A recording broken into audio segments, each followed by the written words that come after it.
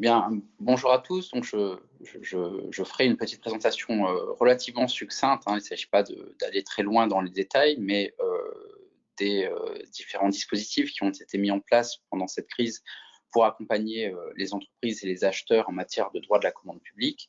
Et à l'issue de cette courte présentation, eh bien, je vous inviterai évidemment à me poser toutes les questions que vous jugerez nécessaires pour qu'on puisse vous accompagner le mieux possible pendant cette période un petit peu compliquée.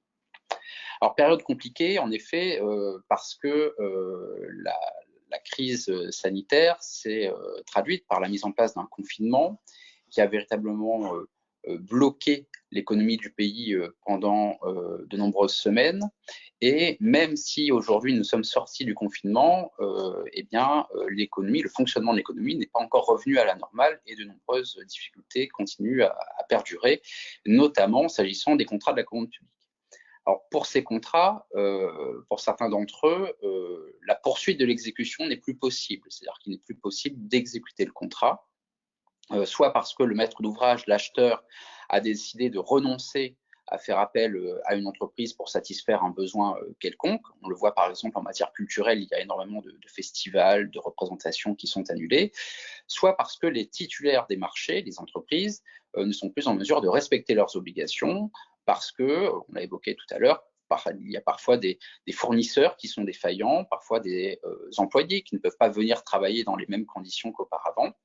Et donc, cela rend les choses impossibles en termes d'exécution du contrat. Pour d'autres contrats, les choses sont un peu moins graves, si je peux m'exprimer ainsi, dans la mesure où l'exécution se poursuit, mais dans des conditions dégradées, parce que cette exécution est rendue plus complexe, parce qu'il y a des difficultés d'approvisionnement, parce qu'il y a des difficultés logistiques, parce que pour les entreprises du BTP, par exemple, on ne peut plus forcément mettre 3 ouvriers à l'avant d'un camion, mais seulement 2. Voilà, ce genre de petites choses qui vont avoir pour conséquence soit de renchérir le coût du contrat, soit parfois d'en différer l'exécution, soit de rendre cette exécution totalement impossible. Et donc dans ce contexte, les inquiétudes sont nombreuses et les titulaires, comme les acheteurs d'ailleurs, s'interrogent sur la manière de régler les conséquences de cette crise. Alors avant d'aller plus loin, j'attire votre attention sur la nécessité qu'il y a toujours de rechercher des solutions d'abord dans le contrat. Certains marchés sont bien rédigés et on peut trouver certaines clauses qui vont d'ores et déjà nous permettre d'apporter des solutions efficaces.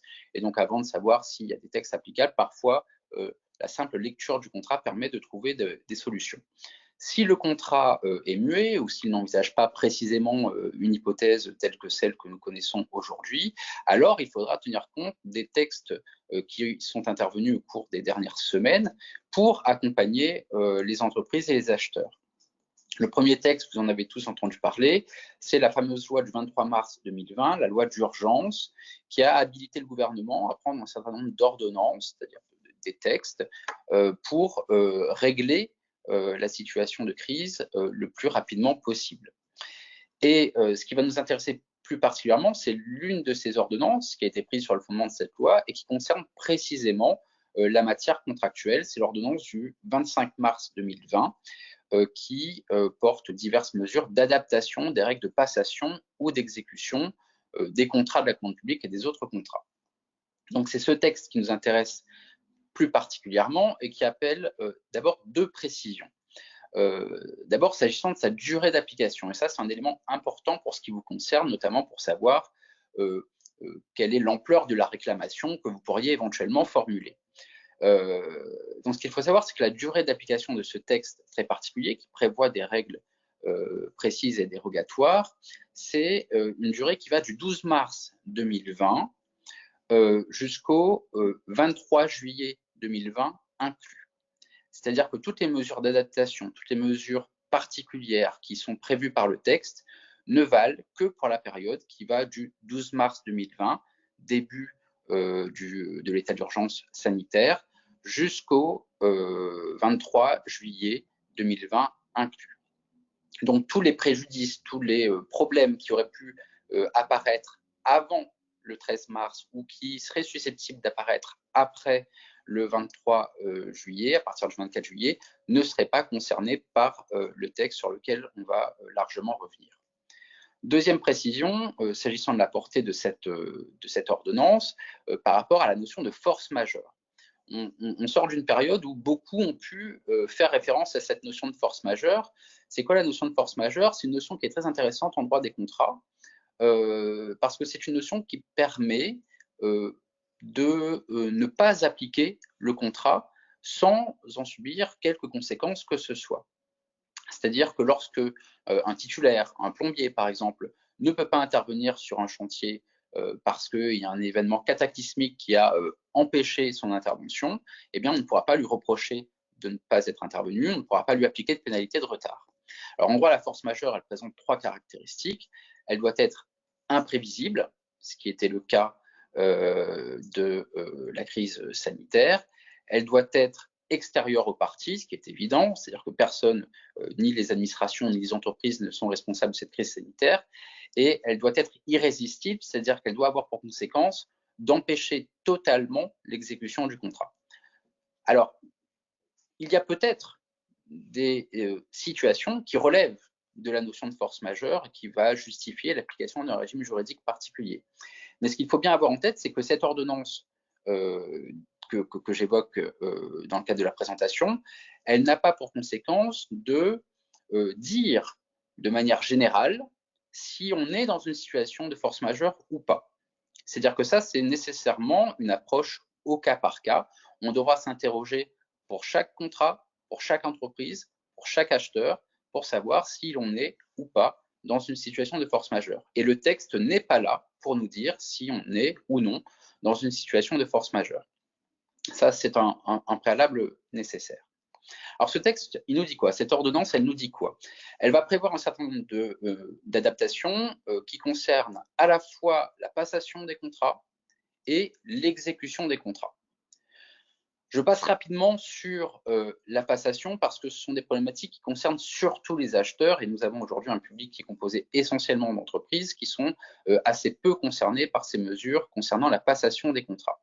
Mais ce qu'on doit retenir s'agissant de la passation, c'est déjà que, alors vous l'avez peut-être rencontré, les délais de réception des candidatures et des offres, lorsque l'acheteur lance une procédure, ces délais peuvent être, dans le cadre de la période que je viens d'évoquer, ces délais peuvent être prolongés pour tenir compte de la difficulté des entreprises éventuellement à mobiliser des moyens humains pour répondre aux différents appels d'offres. Donc ça, c'est quelque chose que vous devez avoir en tête.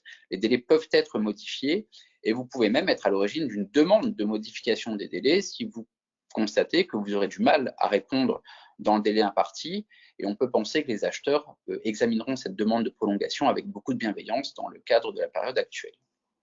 Deuxième précision, lorsque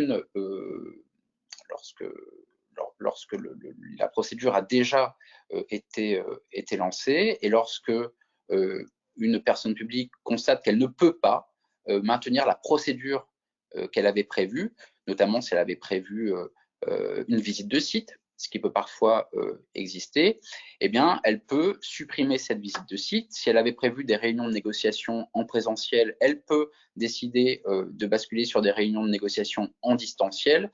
Et donc, ces petits aménagements pour tenir compte des conséquences de la crise sont tout à fait possibles sur la base de cette ordonnance. Donc voilà, grosso modo, ce qui peut être intéressant s'agissant de la passation. Mais ce qui nous intéressera le plus aujourd'hui, me semble-t-il, c'est surtout les questions relatives à l'exécution des contrats en cours. L'ordonnance contient énormément de mesures en faveur des entreprises. Et donc, on va revenir finalement sur ce qui permet à la fois de sécuriser les intérêts de l'acheteur, parce que ça vous concerne évidemment, et ce qui permet de sécuriser les intérêts des opérateurs économiques que vous êtes.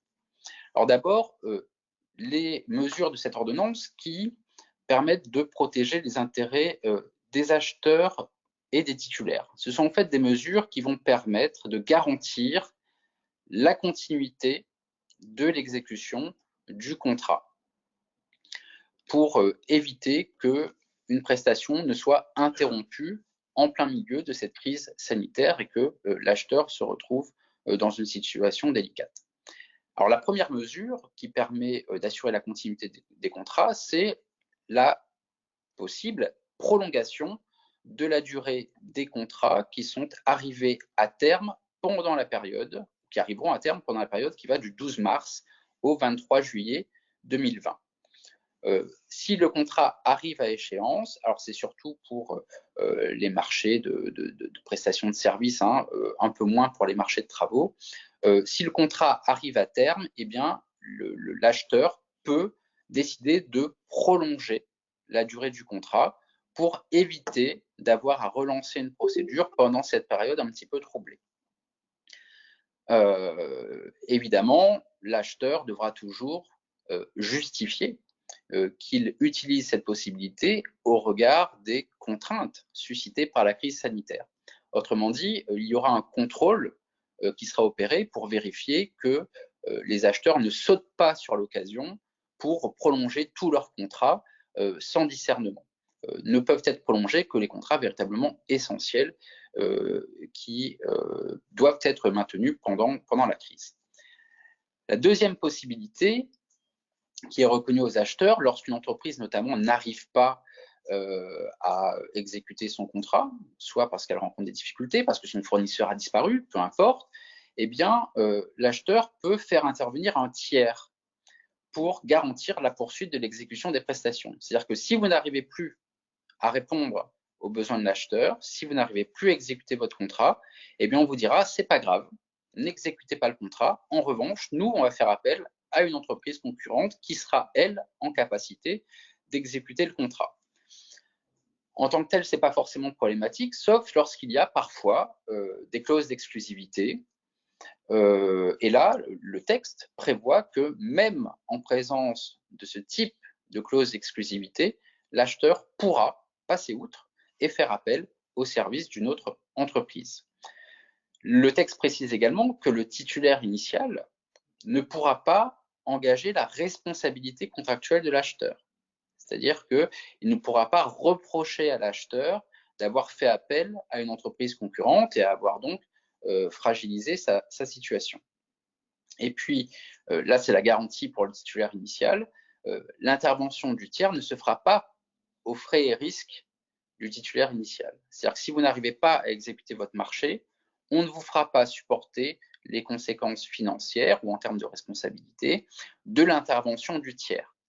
Alors que vous savez peut-être que dans le cadre normal de l'exécution des marchés publics, quand une entreprise est défaillante et qu'on fait intervenir un tiers, en général, on fait intervenir ce tiers aux frais et risques de l'entreprise initiale. Là, ce ne sera pas le cas parce qu'on constate bien que les entreprises initiales ne sont pas fondamentalement responsables de cette situation et il aurait été injuste de leur faire supporter le poids de l'intervention d'un tiers. Voilà pour les deux mesures qui sont prises pour notamment protéger l'acheteur pour permettre la poursuite de l'exécution des contrats.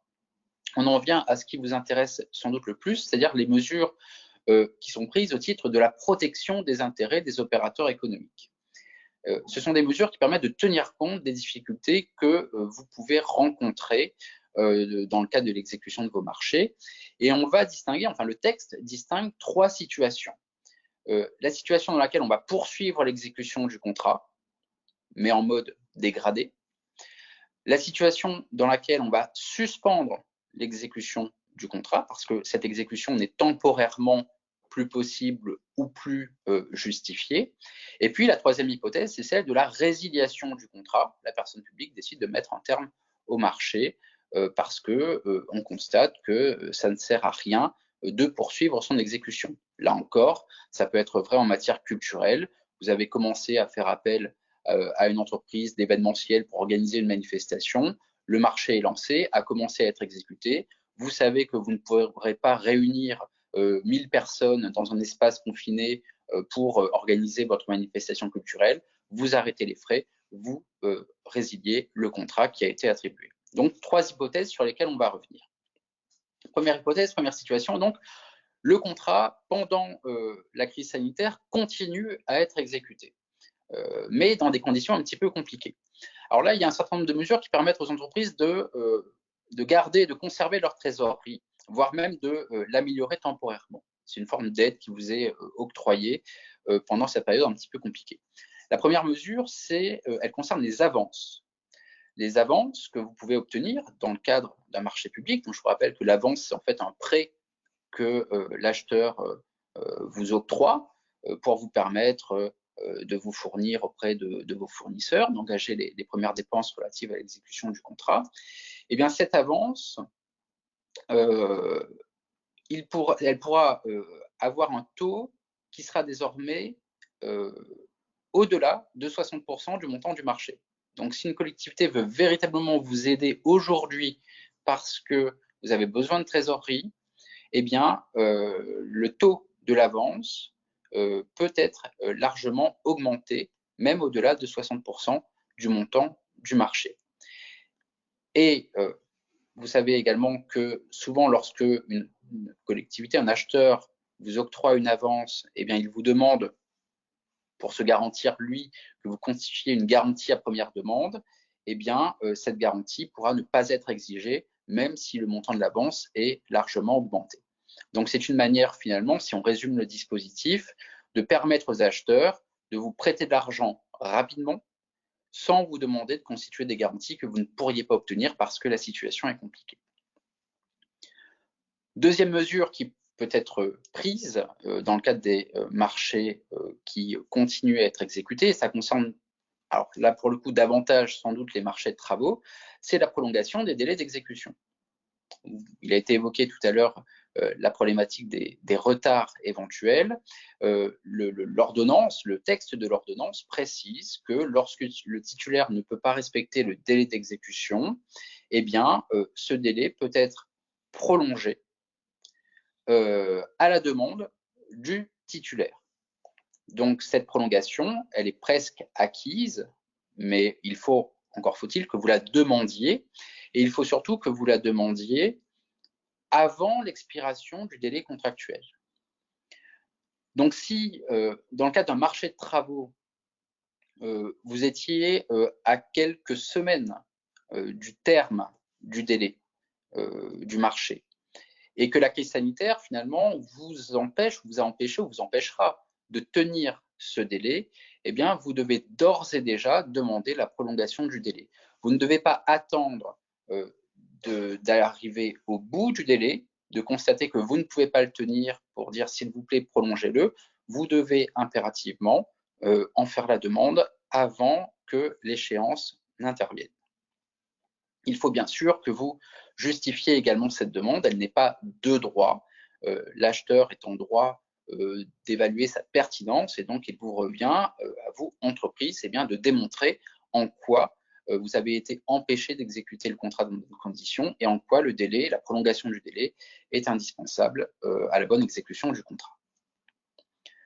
Troisième mesure, et c'est celle sans doute qui vous intéresse le plus, elle concerne les sanctions contractuelles. L'article 6, deuxièmement de l'ordonnance, prévoit que si vous êtes dans l'impossibilité d'exécuter tout ou partie du bon de commande ou du contrat, eh bien, lorsque vous arrivez à démontrer que vous n'avez pas ou que vous ne disposez pas aujourd'hui des moyens suffisants pour exécuter le contrat dans de bonnes conditions, eh bien, le titulaire ne peut pas être sanctionné. Vous ne pouvez pas être sanctionné par l'acheteur. Il y a une forme d'immunité qui est consacrée pendant cette période. On ne pourra pas vous reprocher des retards ou des difficultés dans le cadre de l'exécution des contrats. J'attire votre attention sur le fait que, bien évidemment, là encore, il est important que l'entreprise justifie le manquement à l'obligation contractuelle pour pouvoir bénéficier de cette exonération.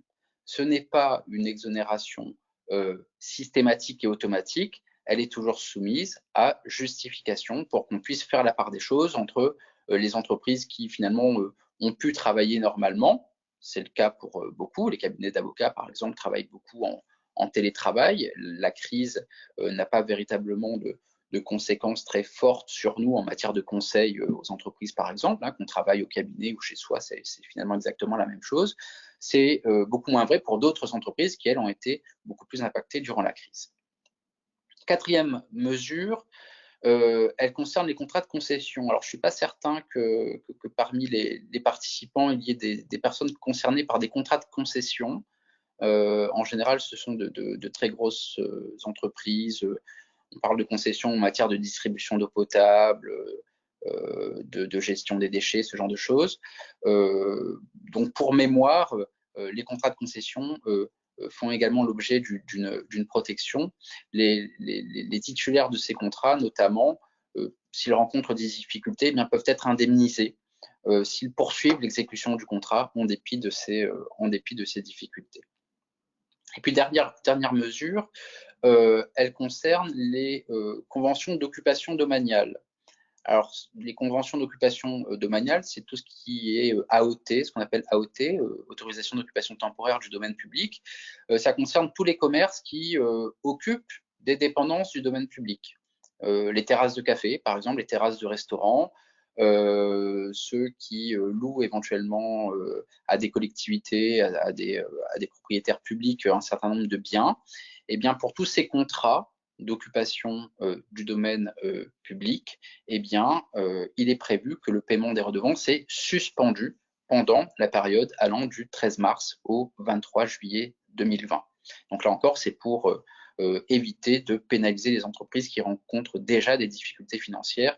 On imagine bien qu'on ne va pas demander aux restaurants qui sont fermés de payer pendant cette période eh bien, un loyer à une commune pour occuper une portion de l'espace public.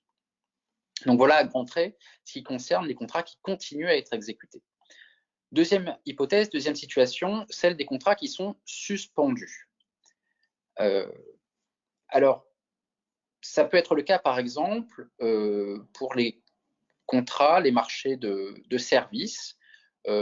Si vous êtes titulaire d'un marché de services en lien, par exemple, avec le fonctionnement des réseaux de bus à La Réunion, eh bien, on sait que le fonctionnement de ces réseaux a été largement perturbé pendant le confinement, que la fréquence des bus a été largement diminuée, et donc certaines prestations diverses ont pu être interrompues pendant la période du confinement, notamment pour éviter que les gens ne soient en contact, etc.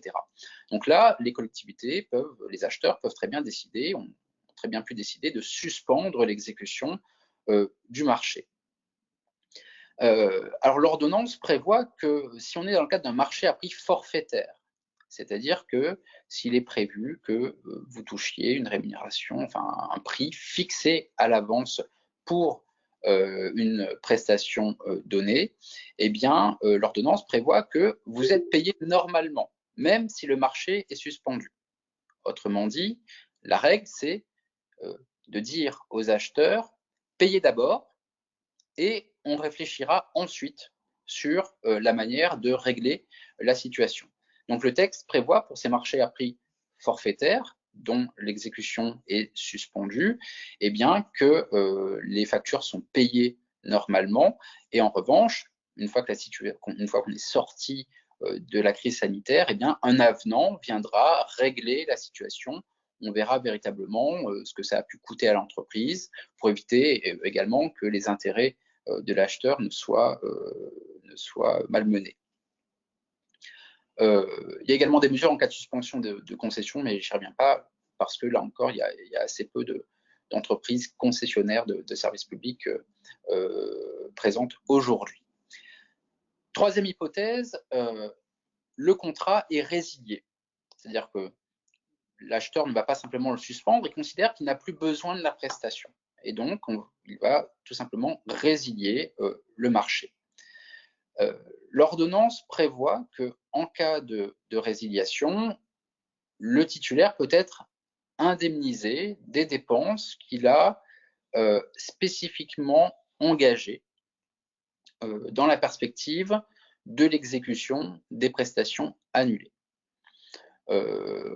Cette mesure, elle est un peu inutile parce que l'état du droit actuel permet de savoir comment on règle une situation de résiliation. Et quand un acheteur résilie un marché pour un motif d'intérêt général, eh bien, l'entreprise résiliée, elle a le droit d'obtenir le paiement des dépenses qui ont été utiles à l'acheteur, et elle a également le droit d'obtenir l'indemnisation pour le gain qu'elle aura manqué, pour le bénéfice qu'elle aura manqué, dès lors qu'elle ne va pas exécuter le contrat jusqu'à son terme. Donc ça, c'était déjà possible avant, l'état du droit, l'ordonnance vient juste rappeler finalement aux acheteurs qui auraient peut-être eu tendance à essayer d'éviter de régler les entreprises, eh bien, que c'est pour eux une obligation. Alors attention évidemment, si on est dans une situation de force majeure, c'est-à-dire si véritablement l'exécution du contrat est rendue strictement impossible en raison de la crise, l'indemnisation ne prendra pas exactement la même forme. L'entreprise ne pourra prétendre qu'au paiement des dépenses qui ont été utiles, mais ne pourra pas prétendre au paiement du manque à gagner parce que on va considérer que l'acheteur n'est pas forcément responsable non plus de la situation de force majeure. Alors, s'agissant de ces résiliations, quelques précisions pour certains types de marchés.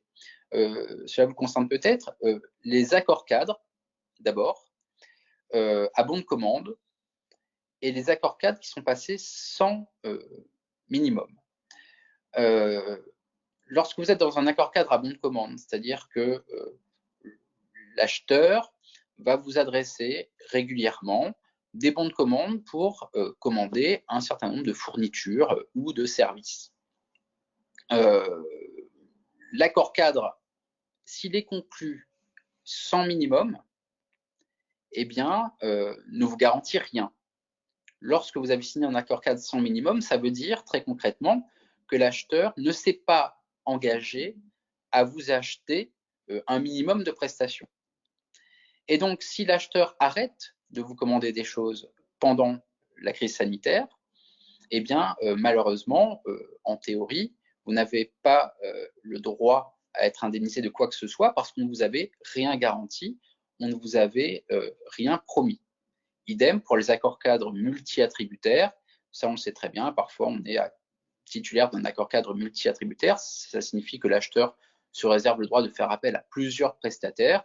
Eh bien, pendant toute la durée de cet accord cadre, on peut ne jamais faire appel à vos services et vous ne pourrez pas prétendre à l'existence d'un quelconque préjudice.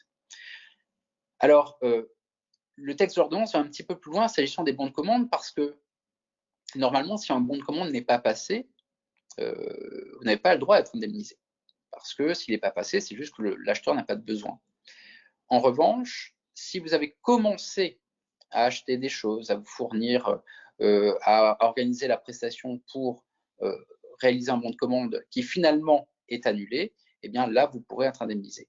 Mais si le bon de commande n'est pas du tout passé, il sera difficile pour vous d'obtenir une indemnisation. Donc voilà à grands traits ce qu'on peut dire sur les apports de l'ordonnance. Ces solutions donc s'appliquent à tous les contrats, sauf si une stipulation contractuelle plus favorable vous permet d'avoir une solution qui sera davantage favorable. Mais cette ordonnance constitue finalement une espèce de socle, de garantie minimale reconnue aux titulaires des différents marchés. Alors, c'est un texte qui a le mérite d'exister, mais qui n'est pas toujours très limpide, qui n'envisage pas, soyons clairs, toute la diversité des hypothèses que l'on pourrait rencontrer. Et donc, il sera toujours nécessaire de vérifier rigoureusement que l'on entre dans telle ou telle catégorie. Et là, évidemment, eh bien, nous sommes à votre disposition pour vous accompagner au besoin. Mais voilà, j'en ai terminé. Je vous laisse la place pour évoquer vos problématiques, vos questions et évoquer peut-être d'ores et déjà des pistes de réponse pour vous accompagner.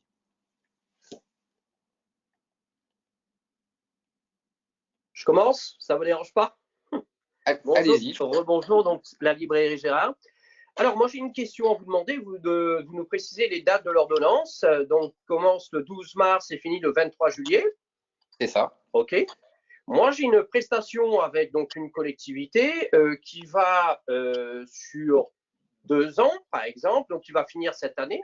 Et je dois effectuer la livraison de fournitures scolaires au mois de août et mois de septembre. Mais mes commandes se font en principe chez mes fournisseurs qui sont en Asie, basés en Asie.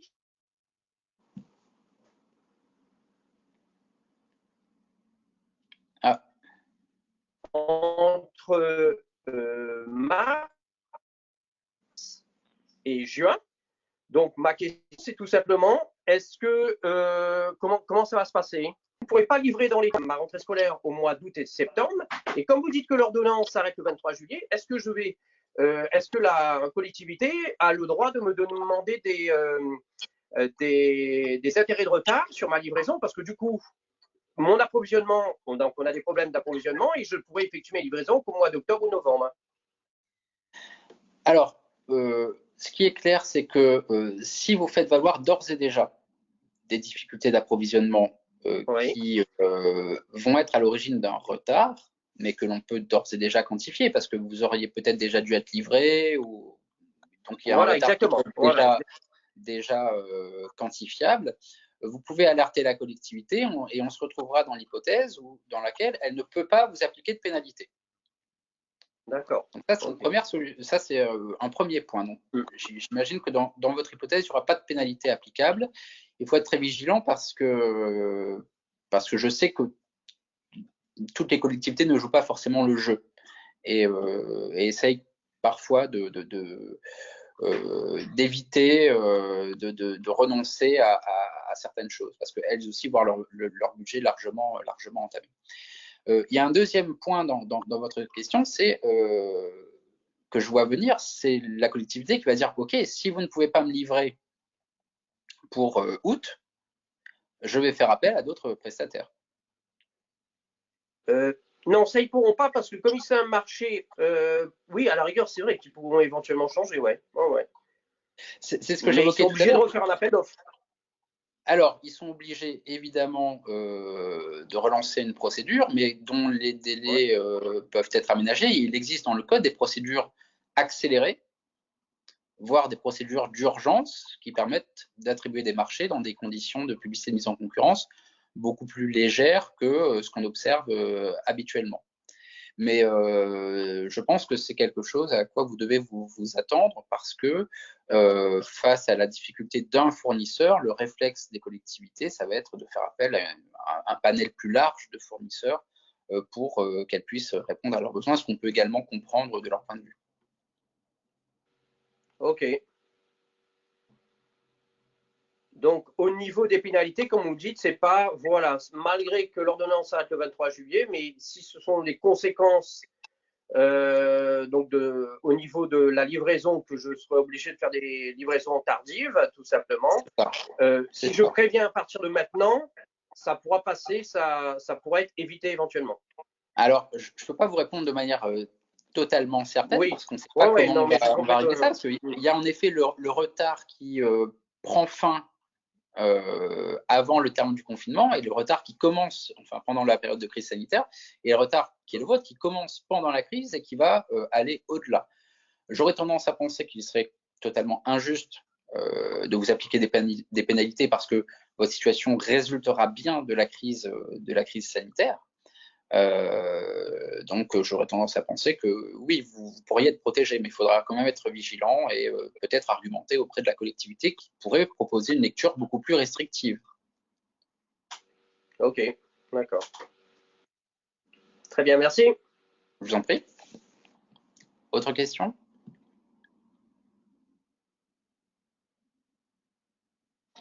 Oui, j'en ai une éventuellement.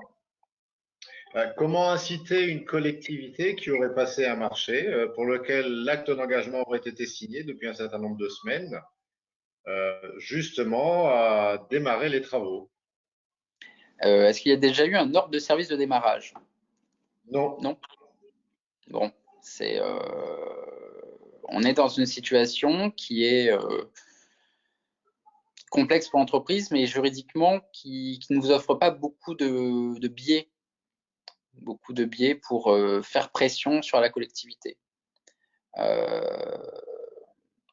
En général, c'est une situation qu'on peut d'ailleurs rencontrer en dehors de tout contexte de crise sanitaire. Un marché est attribué, puis on attend que l'ordre de service soit lancé. Parfois, on attend parce que sur des marchés un peu complets, eh bien, on n'a pas attribué tous les lots, donc la coordination ne peut pas se faire. Donc voilà, c'est quelque chose d'assez courant et je ne suis pas certain que vous puissiez aujourd'hui véritablement disposer d'outils pour faire plus particulièrement pression sur les acheteurs pour qu'ils lancent, pour qu'ils démarrent les marchés. En plus, S'agissant de leur position, je pense qu'ils attendent de savoir comment leurs propres personnels seront en mesure d'intervenir sur les chantiers, de contrôler l'exécution. Les services qui sont chargés de suivre l'exécution de ces marchés, faut qu'ils reprennent leur activité, qu'ils éclusent éventuellement le retard. Donc je pense que là, on est dans une situation d'inertie générale où il faut attendre une reprise d'activité qui va intervenir, mais qui ne relève pas forcément de l'ordonnance, qui elle, porte bien sur les marchés, sur l'exécution des marchés. Mais encore faut-il que l'exécution ait démarré. Okay.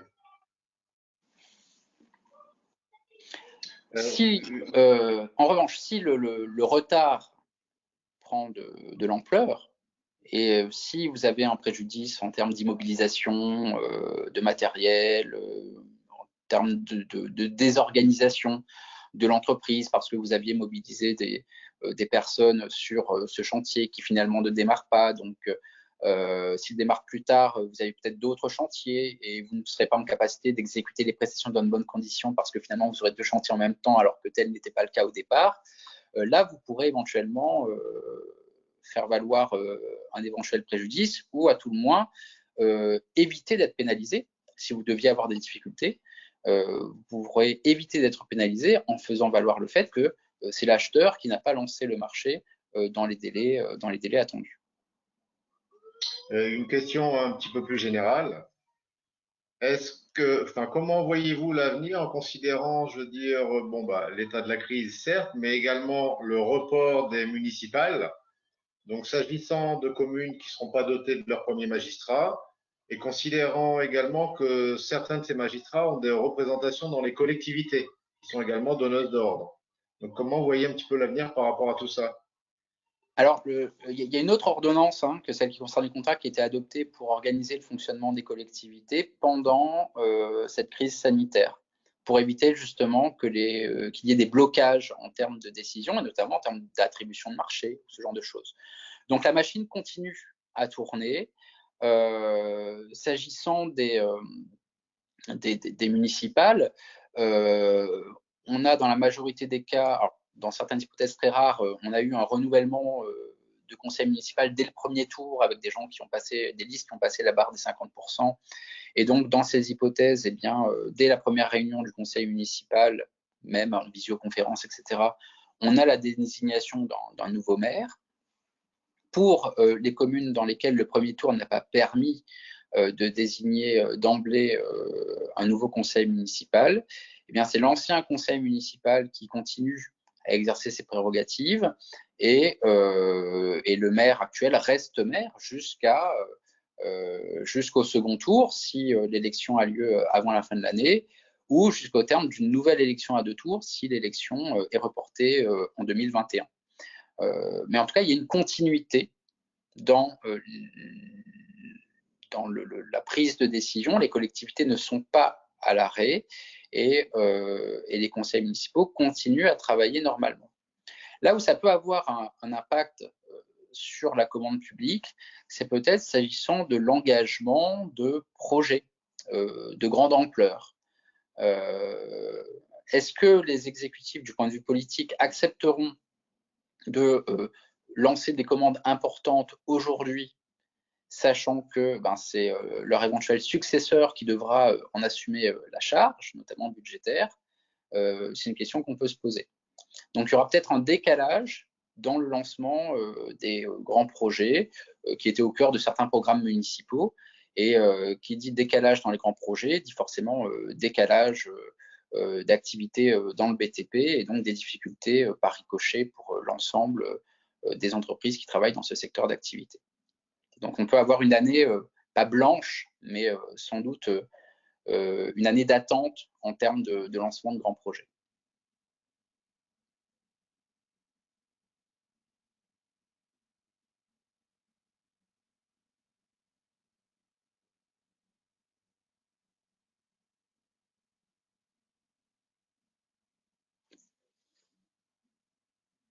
D'autres questions? Oui, moi j'ai une petite question. Est-ce que, là, du coup, on parle bien de la force majeure, mais est-ce qu'il y a il n'y a pas des dispositifs ou des assouplissements qui sont prévus pour les mesures d'urgence, pour le recours au marché négocié sans publicité ni mise en concurrence, le premier cas avec l'urgence impérieuse notamment? Est-ce que Non, là-dessus, il n'y a pas de texte spécifique. Pas d'aménagement spécifique. On a considéré, enfin le gouvernement a considéré que le code de la commande publique était suffisamment précis pour éviter d'avoir à le modifier à la marge. Et donc, tout ce qui relève de l'urgence impérieuse peut être aujourd'hui mobilisé. Par contre, ce qui est clair, c'est que ce n'est pas parce qu'on est en période de crise qu'il y aura nécessairement urgence impérieuse. C'est ce que je vous disais à propos de tout ce qu'on a vu jusqu'à maintenant. C'est-à-dire qu'encore faut-il démontrer que véritablement on se situe dans une hypothèse qui justifie l'application de mesures dérogatoires. Certaines entreprises ne sont pas du tout impactées, d'autres le sont. Si un cabinet d'avocats vous dit on a besoin de 2 mois supplémentaires pour traiter votre consultation parce que c'est la crise, c'est totalement infondé. C'est totalement infondé, sauf si il fallait des transports sur lieu, ce genre de choses. Mais sinon, c'est pas justifié. Donc là encore, pour l'urgence impérieuse, le fait qu'on soit dans un état d'urgence sanitaire n'est pas un blanc-seing qui est donné aux acheteurs. Il faudra toujours justifier au regard du marché, au regard de la prestation, qu'on rentre bien dans cette hypothèse. Mais le code permet déjà beaucoup et ce n'était pas forcément nécessaire d'ajouter une souplesse supplémentaire. Ok.